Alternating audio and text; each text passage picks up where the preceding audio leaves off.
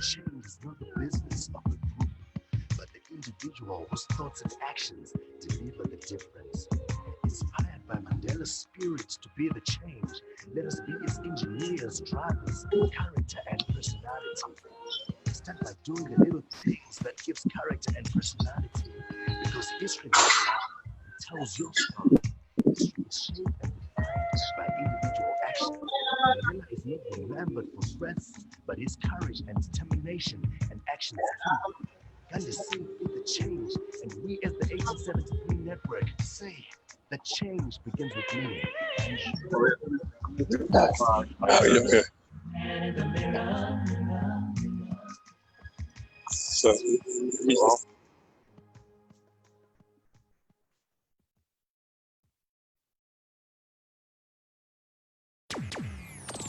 Download our app on the Google Play Store and iOS.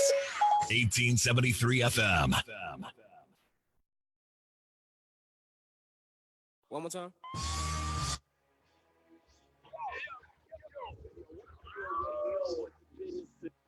Ladies and gentlemen, you're listening to Drive time 3 to 6 p.m. on the 1873 FM. Radio Rock.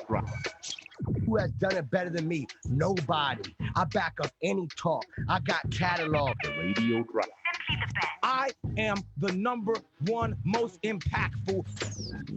The Radio Rock. the 1873 FM. Voice of power. When the sun sets, we drive. Fire! Download our app on the Google Play Store and iOS. 1873 FM. Right, it is a minute gone after the hour of 6 p.m. Central African time. Good evening. Welcome to the 1873 FM on a Monday.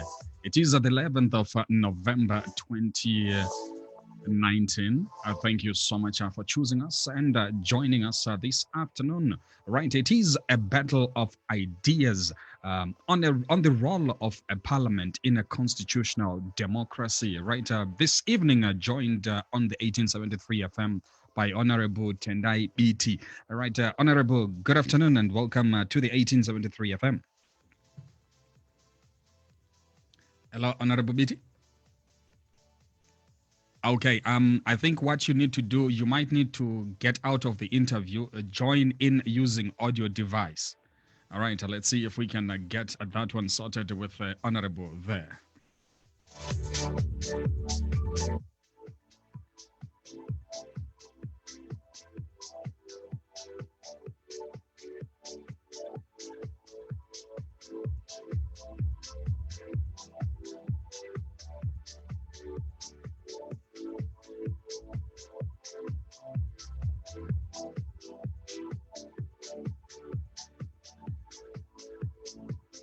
Right, let's see if that is fixed. Honorable BT. Hello, good afternoon. Hello. Hi, good evening. Yeah. Okay, now I can hear you. All right, welcome to the 1873 FM. Thank you, sir. All right. So let us begin, Honorable. Obviously, there's a whole lot of. The light's okay. Yes, the light okay. The light is perfect. We can see you clearly. Okay. Right, and we're also joined by Mr. Mutuma Mawere on the 1873 TV feed. Mr. M, good evening. All right, we seem to have him on mute there. All right, Honorable, maybe we get to begin with our conversation this afternoon. All right, before we actually proceed, there's a couple of questions that have been asked by the people. Is Honorable BT a vice president of the MTC? Of course. Okay. Are you part of? Are you a member of the Parliamentary Portfolio Committee on Public Accounts? I'm the chairperson. Yes. You are the chairperson. All right. Awesome. Thank you so much. That clarifies a number of things that people were asking us to ask you before we begin with the conversation. Right, Mr. M. Good evening. Good evening. How you doing? And I spoke earlier to Honorable BT, just Yes, I'm- about banking on Africa's future. Mhm. That literacy level is not shared. Mhm. And I don't know whether Honorable BT would agree that we don't have a shared understanding of what government is and what government is not. Yes, I agree. There's no common vision. Isn't that the problem we have as a country? So if we look at ideas, and you are a man of ideas, what do you think the purpose of government is or should be? In modern states from time immemorial, government is a creature created by consent, created by voluntary surrender of authority by citizens to that institution called a government, so that there are trade-offs and there are mutual obligations, reciprocal obligations that are parceled out. So, for instance, the citizen pays taxes to a government. He expects in return to have electricity, to have roads, to have refugee collection, to have foreign policy, to have an army that will defend him in the event of a war. So that's the reciprocity of modern governance, which unfortunately on the African continent fails because it's a one-way street. We pay taxes to a government that is not accountable and a government that in fact abuses us. So reciprocal obligations cease, and once reciprocity ceases, consensus ceases, and that's the challenge of Africa. There's no consensus, and those governing us, or more appropriately misgoverning us, become a bunch of pinstriped vagabonds that are abusing us and abusing power.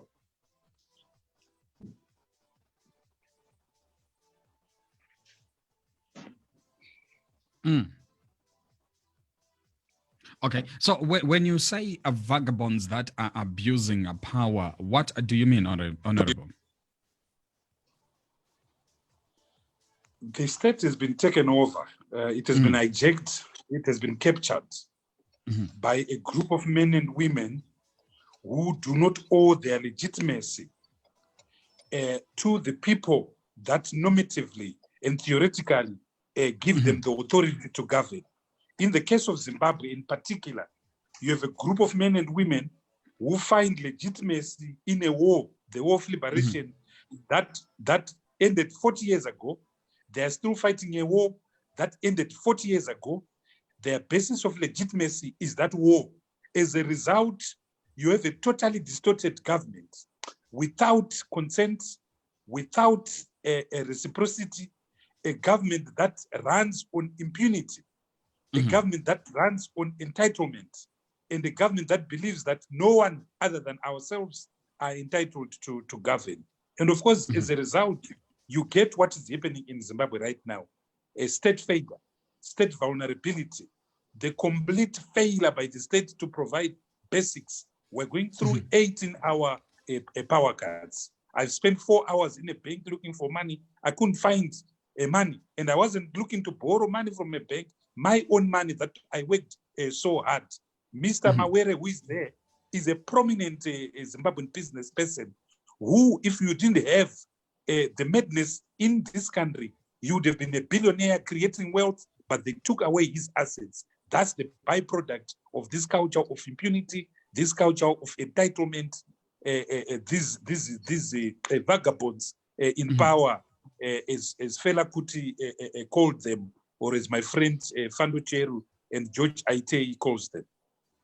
I mean, So okay, go when ahead. you look, Honorable, at Parliament, this is where a lot of things and bills are passed.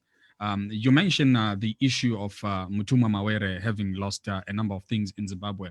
What has been the role of Parliament in terms of protecting people's, protecting what you call assets of individuals within the country? So what happens is this, that where you have, as I said before, where you have a normal democracy, Yes. a functional state, there are trade-offs. There are trade-offs, and the power and the responsibilities is calibrated. So everyone knows the role of the executive. It makes policy. The role of a president, the role of Ramaphosa, the role of Barack Obama, they make policy. Prime Minister.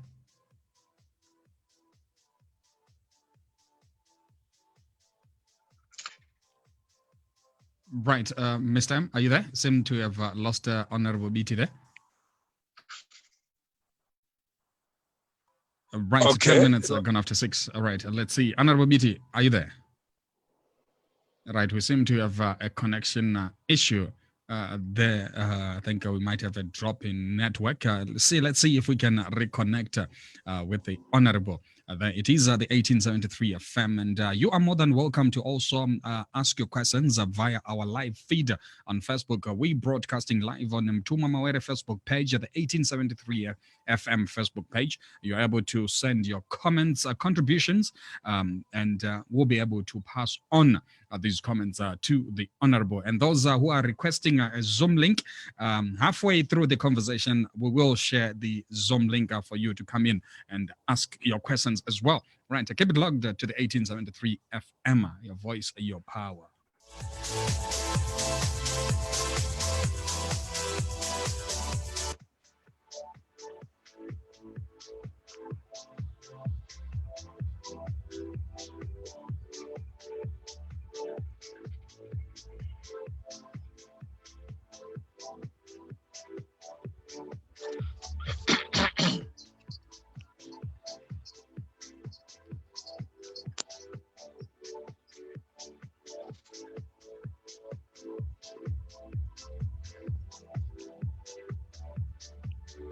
Right, so let us see. Right, Honorable BT, are you back? Hello?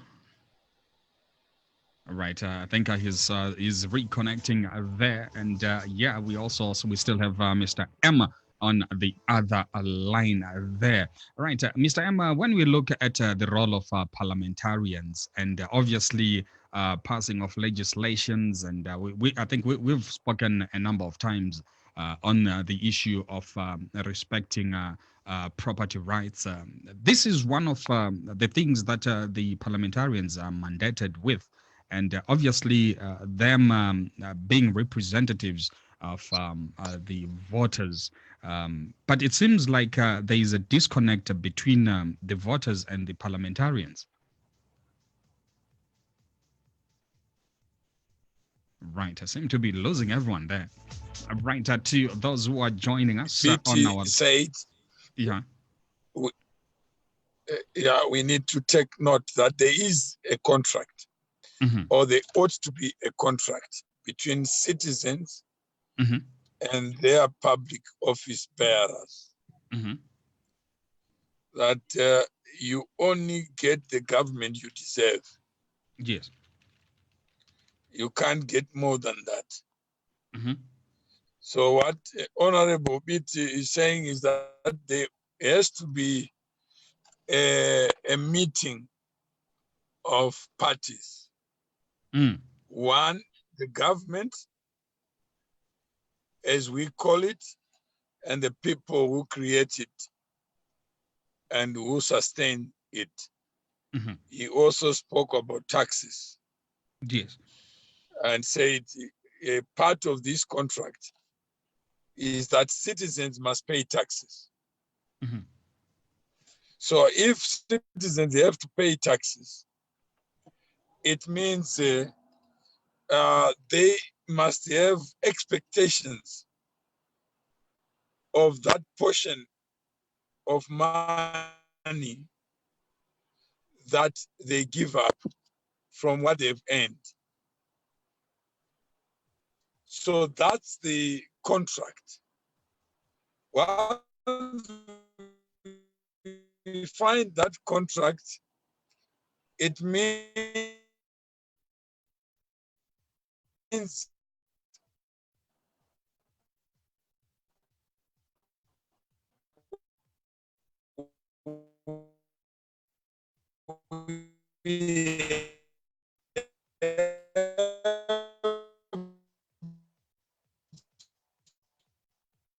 Right, 15 minutes after. obligations. All right, Mr. M. I think I might need to. In as much as we've right. Sorry, Mr. M. We kind of lost connection with the Honorable there. He suspects that internet has been cut off on the other side. So I've got him on the line. You can also try him on WhatsApp. Yes. Okay. Just hold on for me. I'm connecting you as well. Because sometimes video takes more. No, I've got him already on the On line. your So WhatsApp. just hold on for me. Hello? I've got him on the other line. Right, Honorable Biti, welcome back. Yes. Right, I think. You are faint. I can hardly hear you.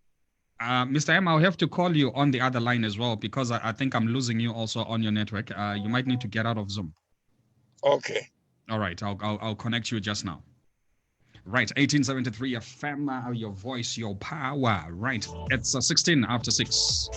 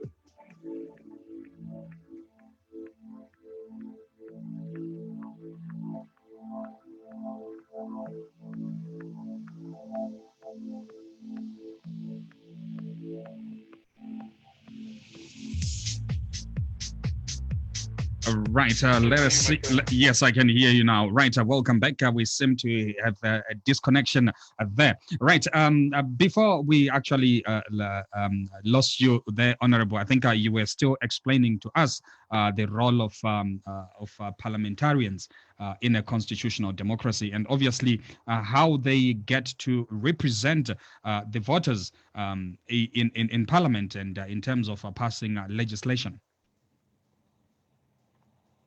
Yes, so I was saying that theoretically, everything else being equal, Parliament is a fundamental cog, an important cog in the matrix of power sharing and power responsibility of a modern state. So Parliament's duty is to pass laws, Parliament's duty is oversight. And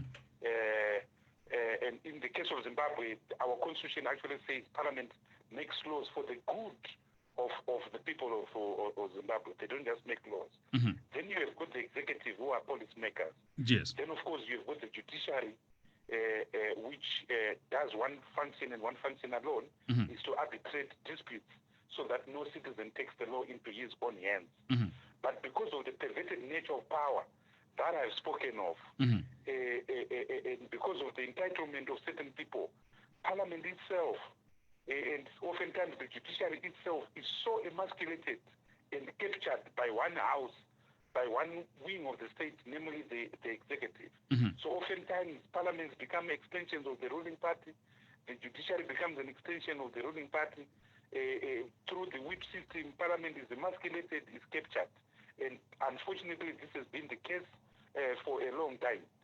But what we are trying to do now in this parliament, what we are trying to do in the Public Accounts Committee is to occupy the role that is defined in the Constitution, the role that is defined in the power. I said at the beginning that power in democracy it's a trade-off. Right. It's a trade-off. It's a calibration and recalibration of power. So we are trying to play our role of oversight. Regrettably, we can't do anything and everything. Our job is restricted to audits and financial accountability, and that's what we are doing. But of course, there are other committees in Parliament that are playing a very important role, the Justice Committee, the Budget and Finance Committee, the Information Committee, and so forth. That's the role of Parliament. We are not yet there because of this overbearing presence of a predatory executive that suffocates everything. But I hope that over the years we'll get there. Right. Okay. And Mr. M, I think when we lost the Honorable there, you were saying there's vital points that Honorable BT was putting forth that we really need to be on the lookout for when it comes to the role of parliamentarians and obviously how they conduct their day-to-day duties. Yeah, he spoke of a contract. Yes. And the citizens are the sovereign. They are the ones who make choices. And it is their government. It's not the people in government who own the government.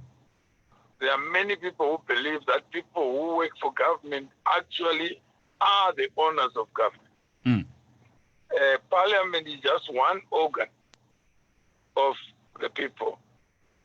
They elect representatives directly. Honorable BT is not a member of Parliament representing ZANU-PF or MDC. He is there to represent the people. Some of the people who voted for him may even emigrate, but he remains a member of Parliament in that. But the power to remove is vested with the party. And that's another issue that we'll discuss another day.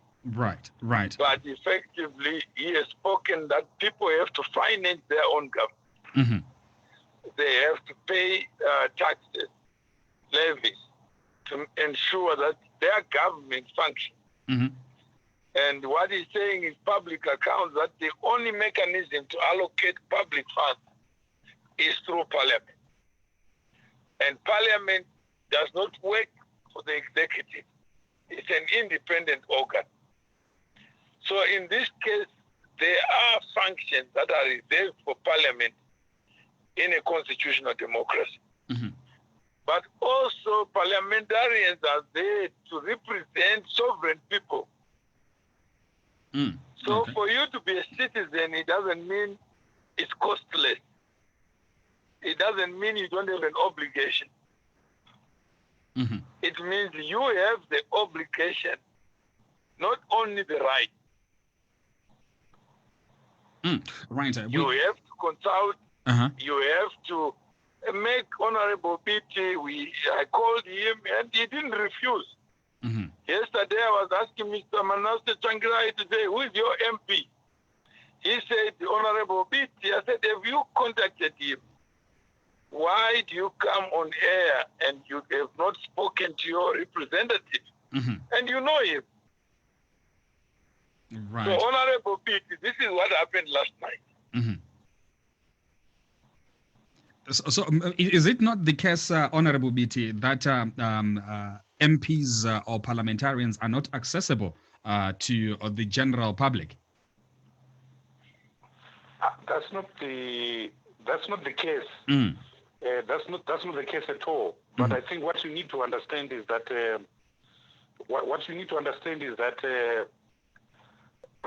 we don't have an environment that allows the MP to actually play his proper role. We don't have that space.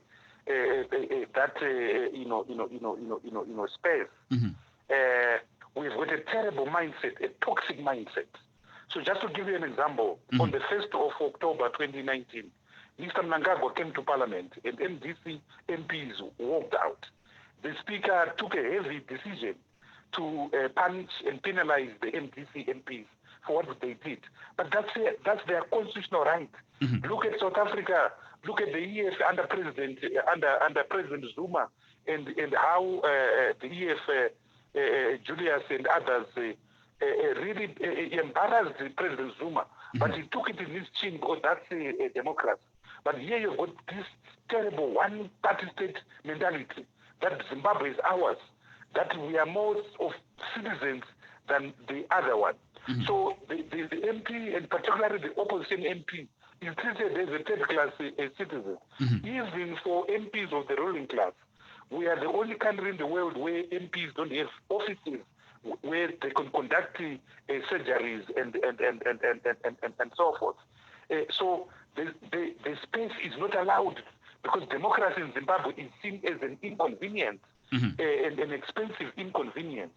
The powers that be, if they did their way, 30 years ago, you and I know that there would have been a one-party state in Zimbabwe.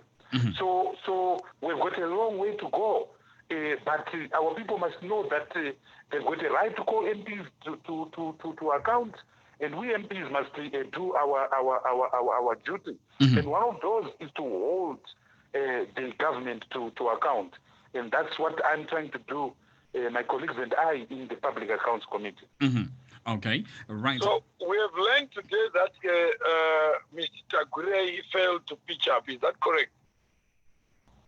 That is correct. Well, let me be very clear. Secunda Holdings failed to pitch up. Okay. Secunda, the institution. We did not The summon institution. Secunda You had summoned the institution. We summoned the institution. And in fact, if you look at the way we've been doing our work, ministers have not been coming. Muturi's Mude has not been coming. I don't care. I actually prefer the functionaries. I actually prefer the bureaucrats because you make progress. Don Mangula was not coming to our meetings until he came on the 24th of October. But we have a duty to do. We are not going to be intimidated. We are not going to be coward. IC has been sponsoring a lot of loose cannons against me. That's not going to, we're going to do our job. We're going to go into his kitchen. We're going to go into his heart. I'm talking of just Hura and Sekunda, and we'll find the truth. But he's saying you are the mother of command. Command. That's nonsense. That's absolute nonsense. That's absolute nonsense. Command agriculture is a means of arbitrage. It's a means of looking, and it's the government of national unity never did that. What we did in 2010 was we looked for money, $210 million, which we gave to CBZ. CBZ then lent out that money to farmers, and we had an obligation to do that. In fact, one of the things that people don't know is that during the time of the GNU, we supported agriculture to the tune of $2.5 billion. And the results speak for themselves. We never went hungry. So we were not part of this ugly predation that command agriculture. But in 2017, $2.9 billion was lost. In 2018, $3.3 billion was lost. Who does that, for Christ's sake? Okay. But imagine I'm your grandmother, and you have to explain this whole Secunda thing. What is it about? I will put it in very simple terms, Mr. Mawere. And the irony is that when the Public Accounts Committee, stuck its teeth on this bond that we are now calling Command Agriculture, that was never the intention. We were routinely looking at Vote 8. Vote 8 is the Ministry of Agriculture.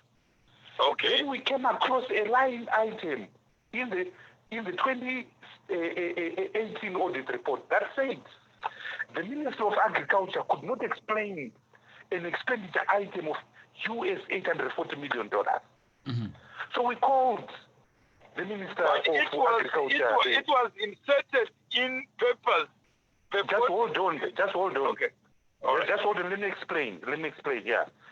So we then called the Minister of Agriculture. In fact, the auditor says you can't explain $840 million. And Mr. Ringford Chitsiko, the permanent secretary, the principal, the chief financial officer says, we don't know about this man. We received a letter from the Ministry of Finance dated the 18th of May, 2018, saying, please account for this man. But we can't explain this man. We then called the Ministry of Finance, and then the chickens come home to roost. What a disaster. What an Armageddon. So what was $840 million for 2016 We then discovered that, in fact, it was $2.9 billion that had been stolen and siphoned off in 2017 directly through the Ministry of Finance without parliamentary approval, without budget approval. 2018, $3.3 billion. We then discover of this amount of money just between 2016 and April 2018. Secunda and Trafigura have gotten $1,006,219,000. We call the Reserve Bank governor.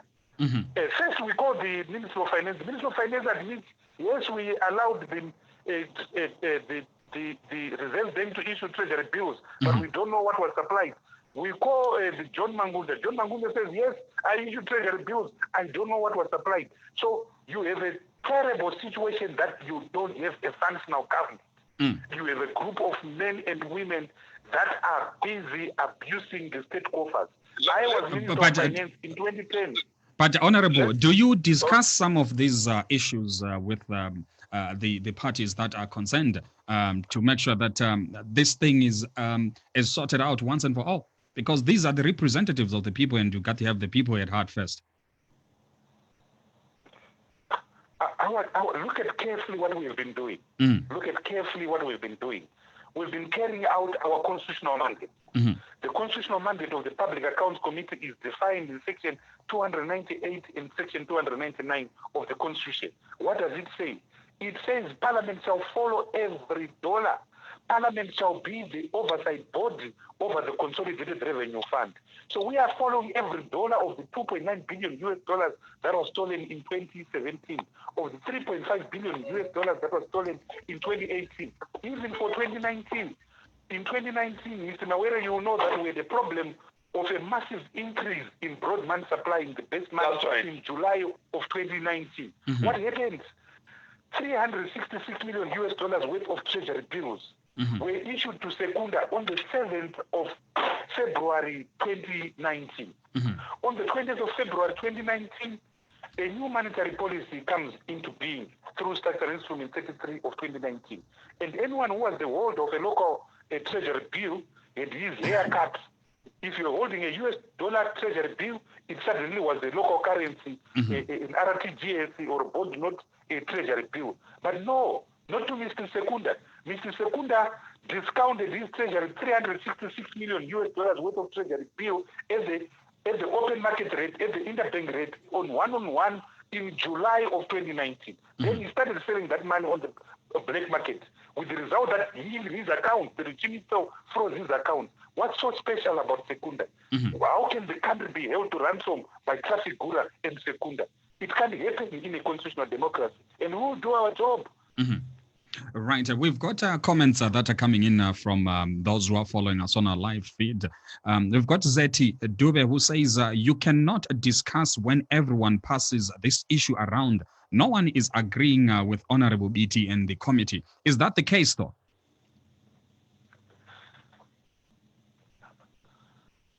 Yeah, look, you know the problem of people that have been abusing us for the last 40 years. They don't know that power is accountability. They don't know that power is responsibility. They don't know that you actually have a boss, and that boss is the people. Right. So the kind of things that have been happening in this country are a shame. We are talking and conversing with Mr. Mawere. Shabani mine at its highest was one of the biggest asbestos mines in the world. That building, that SMM building in Rishawan at one stage was the tallest building in sub-Saharan Africa. But that company is closed because of predation, because of extractiveness, and no one has been held to account. On the 1st of August 2019, 2018, 6 people were shot dead in Zimbabwe. In January of 2019, 19 people were shot dead. No one has been held to account. We exposed in our first report, the first report of the Public Accounts Committee, 19 omissions being carried out by the Ministry of Finance, including going for 5 years without the consolidated financial accounts. Mr. Mawere is a businessman. What company can go for 5 years without the final accounts, without audited accounts. In terms of the Public Finance Management Act, there is a provision that before any money is spent by a ministry, the accountant general must issue a warrant, an authority. The warrant is an audit instrument, because in the warrant, the auditor general says, spend $5 million. Yes. So that if you spend $7 million, then you are brought to account with regards to excess expenditure. Since 2014 to 2018, this government was running without those warrants being issued. That means every cent that was spent in those 5 years was spent illegally. But no one has been fired, no one has been prosecuted, because there is no accountability. Now, when you have power without responsibility, power without accountability, you have chaos, you have lawlessness, you have fragility, you have failure. And that's why Zimbabwe is having 18-hour power cuts. That's why we are having COQs that are as long as from Harare to Masvingo, because we've got a regime that is not responsible, a regime that is not accountable. Any of the things that we've exposed in the Public Accounts Committee, in a normal situation, the government would have resigned. But in Zimbabwe, it doesn't happen. In fact, the more you steal, the more you get promoted. The more you kill, the more you get promoted. That's why we don't have a country. That's why we have a failed banana republic run by pinpots in pinstripe suits. Right. Now, Mr. So, Honorable Biti, do you feel sometimes you are lonely? Absolutely, my friend. I've never felt so frustrated. I've never felt so unhappy. I've never felt fatalism. I've never felt, I've never questioned God that, God, what is this? What is this? The other day, the president of the country, Mr. Mnangagwa, went to Bulawayo. He was in Kwekwe, my brothers. He was in Kwekwe. He chartered a jet from Dubai at $77,000 an hour to take him from Harare, because he had to come back to Kwekwe, to take him to go to Kwekwe, so to get to Bulawayo and back, and then who does that? I was saying this, I was in Mombasa, I've just come back from Mombasa, where we're discussing African cities with some colleagues from South Africa. So in order for them to understand this example, I said, it's like a man who is in Joburg, who wants to go to Pretoria, who hires a taxi cab from Cape Town in order to take him from Sandton to Pretoria. It's rank madness. So power without responsibility is madness. And that's why Zimbabwe has become the capital city of madness. How many members are in your committee? Oh, we are like 30. Because what happened was that they kind of flooded it. But consistently, the members who come consistently are like 10, 15. And I want to pay regards to members of that committee for a fantastic job, for putting the country first.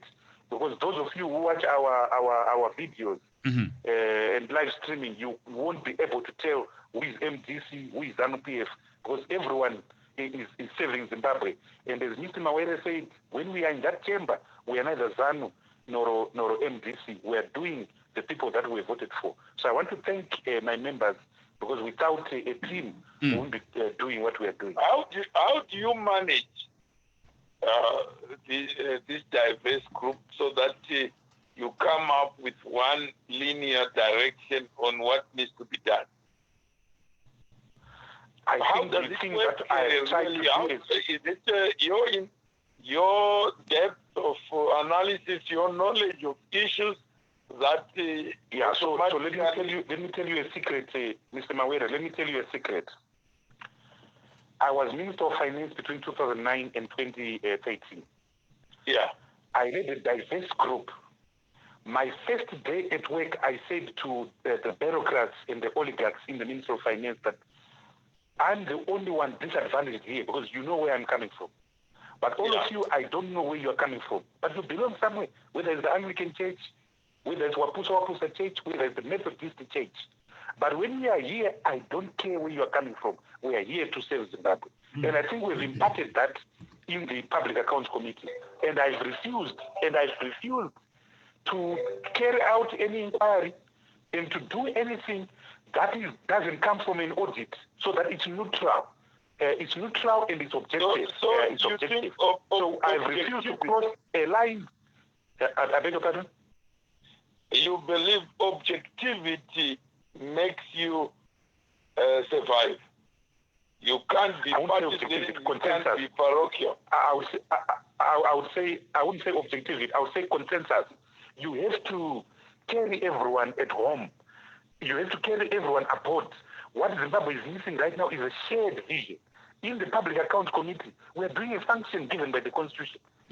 We're doing a function given by the Constitution. So once tell me, Mr. Biti, we have Traffic Gura, we have Sakunda. Who is the government's contracting party? Yeah, so my friend, there are multiple levels of transactions. Yeah. So there are so many vulnerabilities. The issue of command agriculture we are dealing with is just one. And in command agriculture, there are three main cartels. Okay. The first one is the Traffic Gura. But Traffic Gura is the one that is giving money to Secunda. The second one is Secunda itself. Traffic Gura is a global company. Third one, just hold on, let me finish. Okay. The third one is FSG. FSG. So those are the three main cartels. But the conduit of all this madness has actually been the Reserve Bank. Then you've got another area of vulnerability, which is fuel. Now, fuel, this is where the madness comes. Because there is no open market, there is no free market. Fuel, all of Zimbabwe's fuel is imported through Traffic Gura. And to the extent that we consume... Just slow down, Honorable. Traffic Gura is a global company. It delivers fuel to who? Yeah, let me take you slowly, Mr. Mawere. Traffic Gura is not a global company. Traffic Gura is a Singaporean-based commodity broking company. So they deal with everything. Right. They deal with everything. Yeah, they're Madzilla. They trade with anyone who wants the commodity. They don't have loyalty to anybody. Yeah. So let me. Yeah, but they've caused damage on the African continent. In Ivory Coast or Cote d'Ivoire, they killed 30,000 people after dumping chemicals on the coastline of Cote d'Ivoire. In South Sudan, they are at the epicenter of the mess because they're trying to get oil from. So they are mamparas. They're really bad news. But for Zimbabwe, you are saying that Traffic Gura through a Zimbabwean company, you have a special relationship in relation to public funds of Zimbabwe. Where you come in? Yeah, let me explain now. Yeah, so I was talking about the cartel, the fuel cartel. There are about 7 cartels. The first one is command agriculture. So let me come to the second one, which is fuel. All right. Before the meltdown years of 2007, 2008. Yeah. Fuel in Zimbabwe supply was monopolized through Noxim. That's right. Which is the national oil company of Zimbabwe. Of Zimbabwe, yes. Yeah, which is now known a parastatal, a state-owned enterprise. That's right. This parastatal purchased the fuel from all over the world, in particular from fuel-producing countries in the Middle East. Like IPG. In particular, Kuwait. Yes, you remember IPG. You remember IPG? IPG, that's right. It was a major supplier through Noxim. Yeah. So Noxim would then bring fuel through the pipeline to Mutare and to Masasa in Bauk. And the function ended there. Yeah. Once it was in Zimbabwe now, the 5 big boys would now go and buy fuel from Masasa or Mutare. And the big boys, the retail boys, were BP, Shell, Total, Engine. With the retail outlet. So they would then buy... With the retail outlets... And then feed into their outlet. So the public can get Exactly. All right. Exactly. Now the mafia came in now. The mafia came in. The cartels came in now. Okay. Yeah. So in the government of national unity, we liberalized in the GNU. So there was no... In the GNU, we took out... We So took you away would- the monopoly from Noxim. So that anyone with cash could bring their own bulk fuel. That's why you saw the red dance of this world bringing fuel. That's right. That's why you saw what was Kasukuyere's company, Come on. Com Oil, bringing fuel. Yeah. So we liberalized, and that's why we then allowed, because Noxim had lost its monopoly. So then now... Noxim had lost its... You Yeah, are just now hold on, out. Mr. Mawere. We then said to Noxim, you can also go in the retail market. That's why you see those sales stations called Petro Trade, whatever. That's how, which is now a subsidiary of Nox. Which is now, they now even have Genesis. So they went retail. Okay. But the disaster comes after 2013 now with the collapse of the government of national unity. So you are now out of the Ministry of Finance. And two things then happened which are a disaster for Zimbabwe. Okay. And let's identify the culprit. And now you are out. So, we have now Yes. Ango Chinamasa. Ango Chinamasa, indeed. He comes back. So Ango Chinamasa. Yeah. So remember, we had an open market, a US dollar market. You get your money, we don't ask you questions. All we want is government, is you pay tax. I liberalize the capital account, I liberalize the current account. Those are your free funds. You can As long as you've got free funds. As long as you've got free funds, just pay your taxes. After 2013 now, enter disaster. Two forms now. Okay. All right. Traffic Gura comes to Ango Chinamasa. Yeah. And says, I can sell you fuel, but I need to buy this fuel. I need you to give me the sole contract. So they say they are the doctor of fuel. And they are the only doctor of fuel from liberalization. Exactly. So they want Traffic Gura supplies fuel. And it's a hefty amount, it's a hefty amount because we consume over 1.5 million liters of fuel, 1.2 million liters in the form of diesel, and 400 to 500 in the form of petrol. Yeah, and that's this industry is about 1.6 billion US dollars a year, and with the power cuts this year, you double that up. You're almost on 3 billion US dollars. You need to run your generators with fuel. We are running our generators. And so I'll come to that as well. I'll come to that. There is no competition. Nobody says public funds must be subjected to to ward off indigenization, to ward off Gura then gets on Kudata Gire on board. Is now a channel to market. Is now a channel to market, but he's a little carpenter. He's a small player. The big player here is Traffic Gura. He's not a principal because he doesn't originate the product. No, he's not a principal. He doesn't have 1.6 billion US dollars. So effectively, he's an agent. He's charging commissions effectively. Yeah, so he's but what happens now? Traffic Gura and Singapore do not produce oil. They buy as well. They have to buy it to Kuwait, to Yemen, to IPG, to Saudi Arabia, to the Emirates, to Venezuela, assuming it's normal, to Nigeria, assuming it's normal, to Angola, assuming it's normal. And they add rent now. So they say they now got exclusivity. But who gave them pile up rent? But who gave them Ango Chinamasa. Are you sure? Ango Chinamasa. It's Ango who signed. It's the government of Zimbabwe, yes, because it's a foreign currency issue.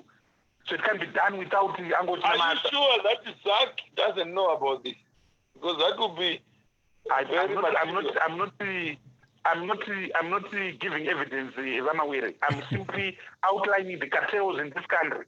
So Okay, if but you now look at our current account, hold on, Mr. Mawere. If you now look at our current account, our biggest trading partner is no longer South Africa. It's the UK. It's now Singapore. But in Singapore, there's nothing except high-rise buildings and modern commerce. But that's where President Mugabe used to go for his treatment. But it's a shame, how do we? How does our? Just hold on, Mr. Mawere. How does a non-producing country become the largest trading partner of a country like Zimbabwe? It's arbitrage. So you are saying it's arbitrage. You are saying, in short, Traffic Gura, because of relationship with the people in government after you left, cut the deal, are now the sole supplier of hydrocarbon in Zimbabwe. And this is sanctioned by public officials. By the government of Zimbabwe, yes. So and in other words, Parliament, total all this material time. I think you left Parliament and it was not there. This matter, was it ever brought to the Public Accounts Committee prior to your work now? That I don't know. As you correctly say, I wasn't in Parliament. It doesn't matter. But let me finish. The cartels haven't finished. Okay, go ahead. You then have the cartel. Just hold on. You then have the cartel controlling the pipeline. Yeah, are you suggesting that they capture the pipeline as well? No, Traffic Gura is not in the pipeline. Glencore is in the pipeline. Right. So Glencore is dominating the flow in the pipeline. The pipeline was leased to it, but Glencore has got an indigenous partner who is someone very big in Zimbabwe. And who is that person now? He's someone very big. He loves putting on scarves. I can't give you his name, but it's someone very big. Okay, I think I've got an idea who you're talking about when you're saying scarf. There's only one. I don't know. I haven't given you a name. So they control the pipeline now, and the rent is paid. Then the retail sector now has two major players, Zula and Puma. The cartel that controls the pipeline controls Zula. Traffic Gura controls Puma. So we are done for, my brother. Okay.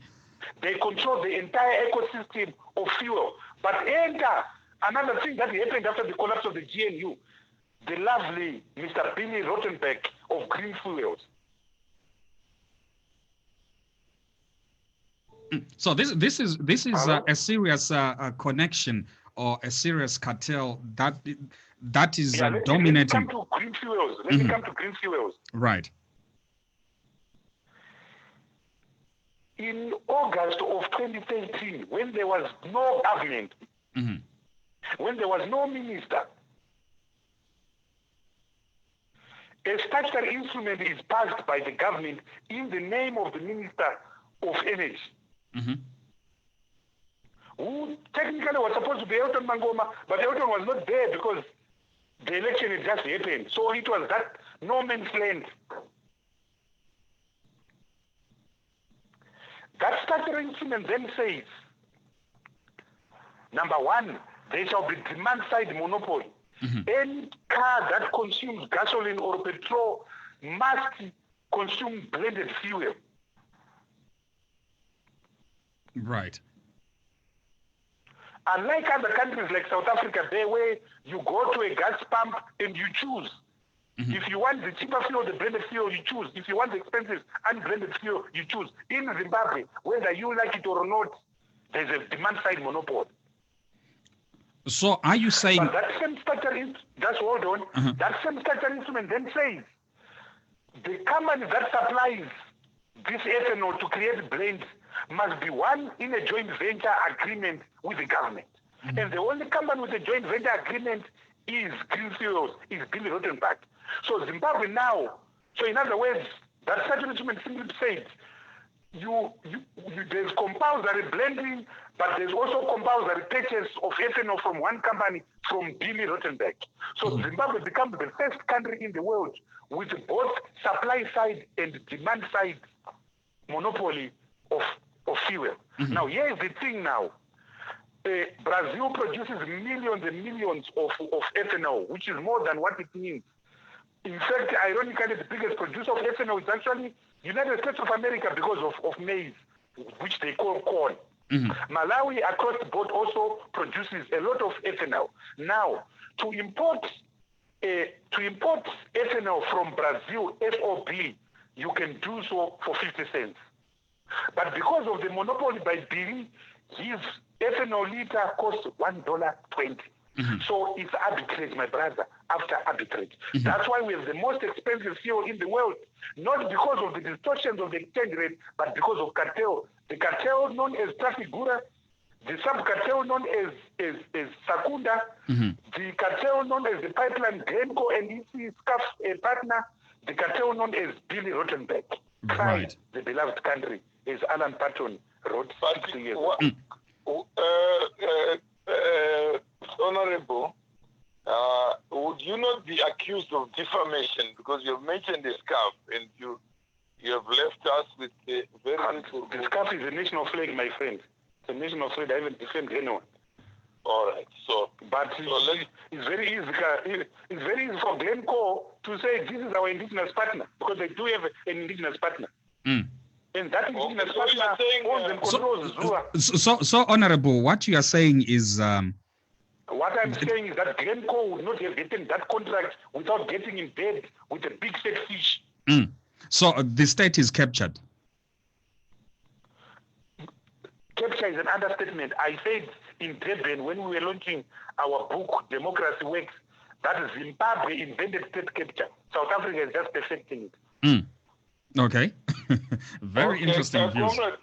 Thank you very much. You have given us almost an hour. There are a lot of questions that are coming. Now, can I just mention this? I hope you haven't run out of time. We've got three minutes. More time than you wanted to make sure that we don't. No. Can I just make you angry one more time? Just make you angry one more time. Okay. We are here to be angry, Honorable, because we are tired of. Yeah. Now let me make you something that is very angry. Now, I've told you we don't buy our fuel from producers. We buy our fuel from this cartel of paraphernalia of middlemen. From brokers. From brokers, middlemen. Now, these middlemen are getting a subsidy every month of between $40 million and $70 million every month. And the way this subsidy is coming is that, I'm telling you, and this is now on record, the governor... When there's no medicine. Yes. The way the subsidy is working, Mr. Mawere, is this. When you go to the Reserve Bank or any bank to buy your foreign currency, you're buying it at 1:18 or 1:20. But these guys are buying it 1:8. What? The foreign currency. What? I'm telling you. The government takes money from gold miners, producers, then they surrender it to this cartel for 8 rand. To this cartel for fuel. Yeah. Exactly. So that subsidy now comes to between 40 million to 70 million a month, depending on demand. Like right now, there's agriculture. In June, there was the winter weeks. So it's about 40 to 70 million US dollars. This is public funds or private funds? Yes, they're not. It's your money and my money because we pay taxes. Are you sure it comes under your ambit? This evidence has already been given, Mr. Mawere. This Mr. Manguda has already testified before our committee about this. So his defense was, I'm not alone.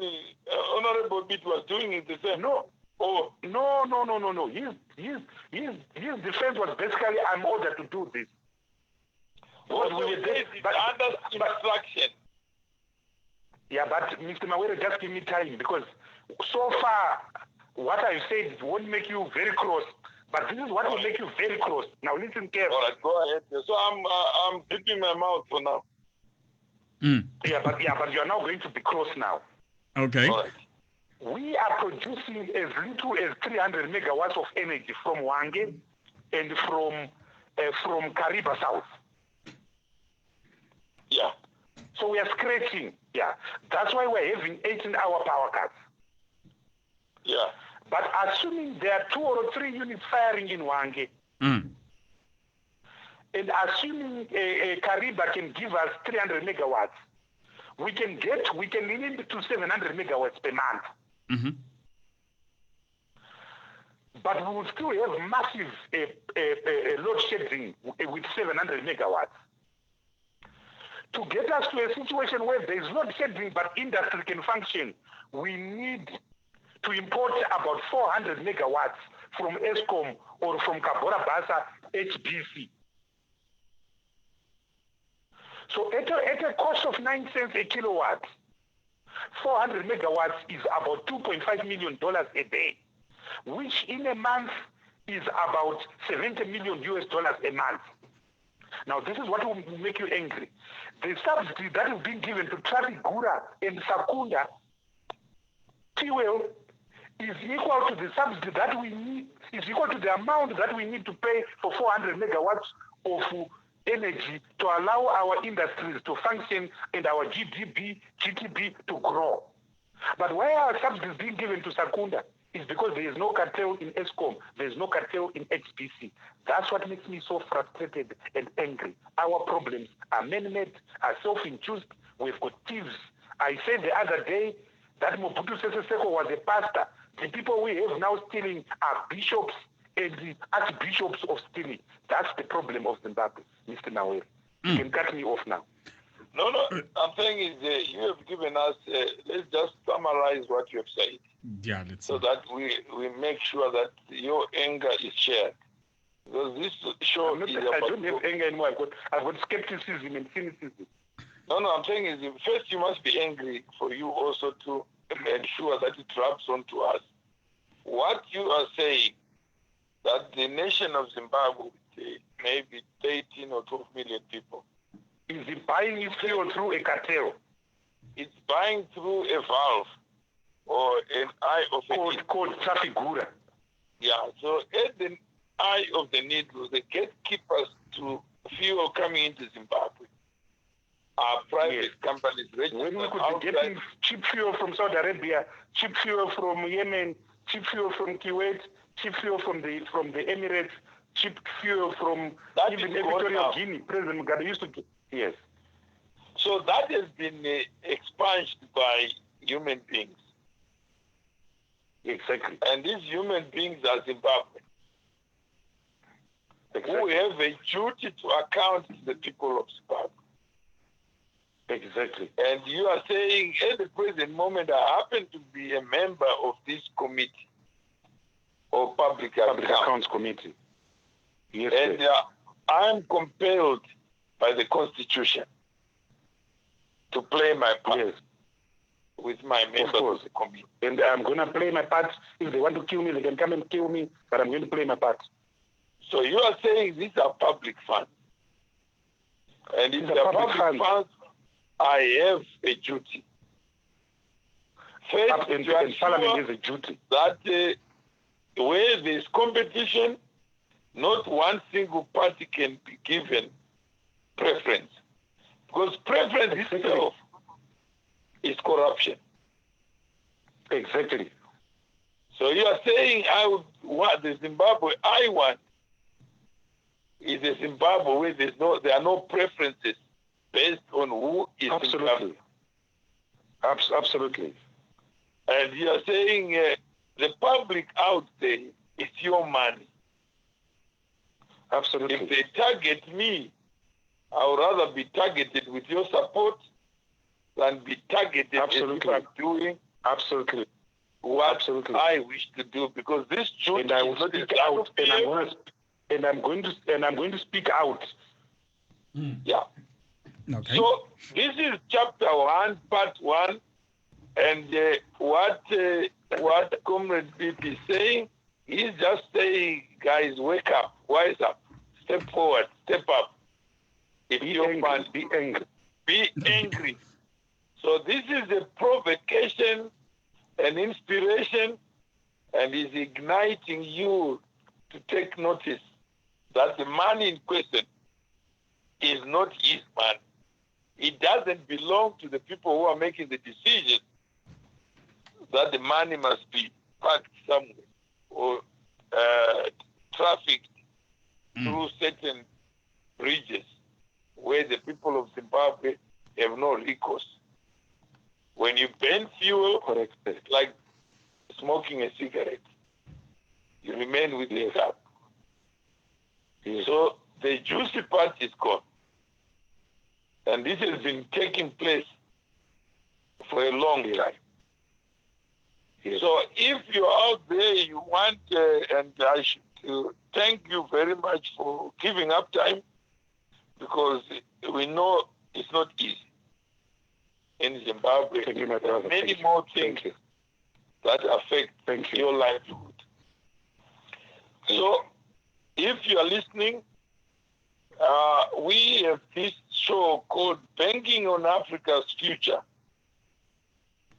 And I'm saying we have 10,000 names, Honorable Biti, that we are looking to put in this bank.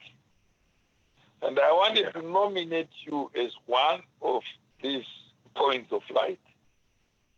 No, that's Some may not agree with you, but that's what life is all about. Yes, yes. But the right to speak out is better than the silence that betrays everybody. Thank you. Thank you. So when you speak, you're not speaking for your own. So I hope those who are listening, remember Trafigura, remember Puma, Glencoe, and another company. Secunda. Suva. There's nothing. There's no sunshine there. While other people are buying forex in the black market, others are taking an elevator to get forex at a preferential exchange rate. That forex is not cooked or made in government offices. No. That forex represents value generated by people like you and me, who are working hard so that the harvest can be converted into a currency of their choice. Yeah. So this is nothing to do with MDC, ZANU-PF. It's to do with the Republic of Zimbabwe, the government, the covenant that he spoke about as the inception. That a government only exists through the people who make it. And we are the sovereign. And we are the people. And we have a right to be angry. That's a constitutional right. So don't be fooled. Any extra day this thing happens, it's happening because you've allowed it to happen. So those who want to support the Public Accounts Committee for the work that they are doing, and you are not fighting Mutuli, no. All you are saying, there's a question mark, there are billions of dollars that have been allocated, but nobody in the responsible ministry, and the responsible minister appointed by the president to administer an act. In agriculture, they all say we don't know. Yet they don't resign. Because that's what they said. Mm-hmm. Yeah. So Thank you, sir. Thank you. I have to go now. All right. Thank you. Yes. Right. No, thank you so much. All right. We are there. We will call on you. Mm-hmm. Okay. And as your time permits, so that we can go to other subjects. Thank you very much. Thank you. Right, Honorable Biti, thank you so much for joining us this evening. And Mr. M, thank you so much for joining us as well. Right, it's 9 minutes gone after the hour of 7 p.m. Don't forget, we're back on top of the hour at 8 p.m., where we'll be joined by Lloyd Msipa, right here on the 1873 FM. Right, it's a battle of ideas, Mawere with Lloyd Msipa, on what time it is in Zimbabwe. Is it time for a rebellion of ideas? As the saying goes, knowledge holds a better promise. Don't miss this show that is powered by the 1873 FM radio in collaboration with the 1873 network. We're back at 8 p.m. right here on your number one station, the 1873 FM, your voice, your power. Right, to those that join us via our live feed, thank you so much. It's always a great pleasure. Unfortunately, we couldn't go through a whole lot of comments that were coming through, but we'll try by all means on the second segment, which is part 2 with Honorable Biti, to accommodate as many questions and contributions as possible. And for those that are asking, how do you get to participate in the show? We use a software called Zoom. You go to your Play Store or iOS and download the application, and you click on the link that will be shared on the live feed. Otherwise, from myself and the entire team behind the scenes, God bless until 8 p.m. Catch you later.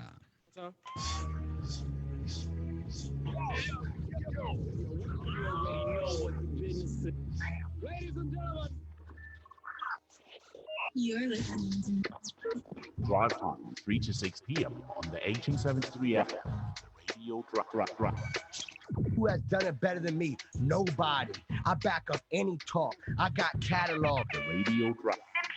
I am the number one most impactful. The Radio Drop. the 1873 FM. Voice, show power. When the sun sets, we drive. Fire!